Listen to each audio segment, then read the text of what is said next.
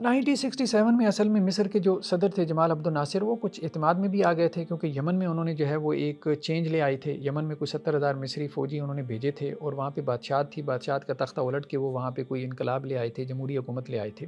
تو انہوں نے اسرائیل کو تھوڑا تھریٹ کرنا شروع کر دیا کہ یہ جو اقوام متحدہ کی فوج یہاں پہ کھڑی ہے، اس کو واپس جانا چاہیے، جو 1956 کی مصر اسرائیل جنگ کی وجہ سے وہاں پہ تعینات کی گئی تھی۔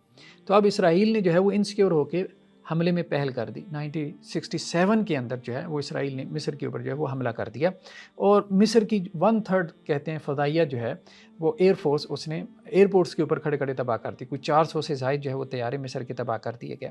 اب اس میں بعد میں اردن اور شام وغیرہ اور عراق بھی اس جنگ میں شریک ہو گئے، لیکن بہرحال اسرائیل کا پلڑا بہت زیادہ بھاری رہا، اور آپ کہہ سکتے ہیں کہ اسرائیل اس جنگ میں جو ہے وہ فتح یاب ہوا۔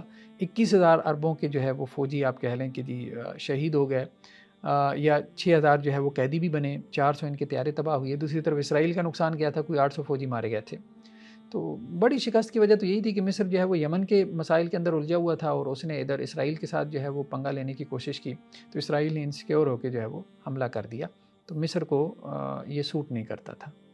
اس جنگ کا نتیجہ بہت بھیانک تھا کہ اسرائیل نے اردن سے مشرقی یروشلم بھی لے لیا، ویسٹ بینک بھی لے لیا، اور مصر سے غزہ کی پٹی بھی لے لی، اور سرائے سینا کے اوپر بھی قبضہ کر لیا، اور شام سے گولان کی پہاڑیاں بھی لے لی۔ یعنی سب کے علاقے جو ہے وہ دبا لیے۔ اب سب کچھ اسرائیل کے پاس آ گیا، سب کچھ اسرائیل کے پاس آ گیا۔